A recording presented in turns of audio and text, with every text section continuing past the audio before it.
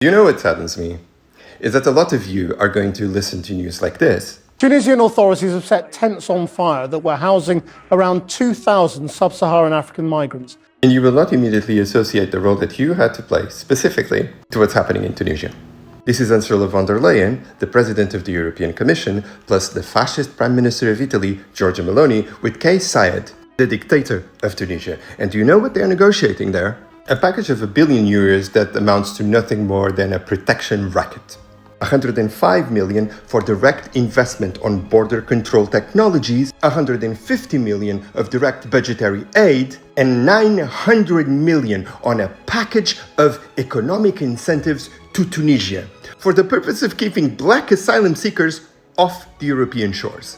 None of these agreements come with a hint of specific human rights requirements that require the government of Tunisia to treat these asylum seekers like humans. And this agreement was done by the European Commission, knowing that Kais Saied, who is a dictator, has undermined Tunisian democracy and is consistently and virulently anti-black, promoting riots and lynchings against the black citizens of Tunisia, spreading his version of the Great Replacement theory.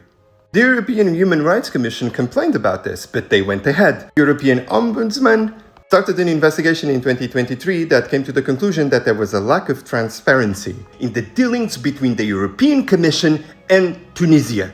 Only after the expose of the collusion between European security forces and Tunisian security forces on the rape, murder, assaults to asylum seekers that arrived to Tunisia, did the European Union start looking at the topic this year. That strikes me as a reaction to bad PR rather than intention, because, as I mentioned, they have been investigated for this for more than a year. And where do you come in? Where do we come in? It's our taxes. It's our taxes that are doing this. The same taxes that pay the officials that are waving Ukrainian flags of freedom, because apparently asylum seekers who are not white don't deserve dignity. There will be a non-insubstantial amount of people, even from the people who actually watch my videos, who will immediately react by defaulting to a mindset for which we were trained that will tell you that Africa is violent because Africans are violent, and it's not our problem. It's not our issue to solve. We shouldn't be involved in this. What do you expect us to do? The reason for these conflicts is, in the vast majority of cases, European intervention by the destabilization of governments to allow access to rare minerals, to oppose the spread of political regimes that they don't agree with. So we're both the beneficiaries of historical exploitation and the people paying for the crackdown of the victims of that exploitation.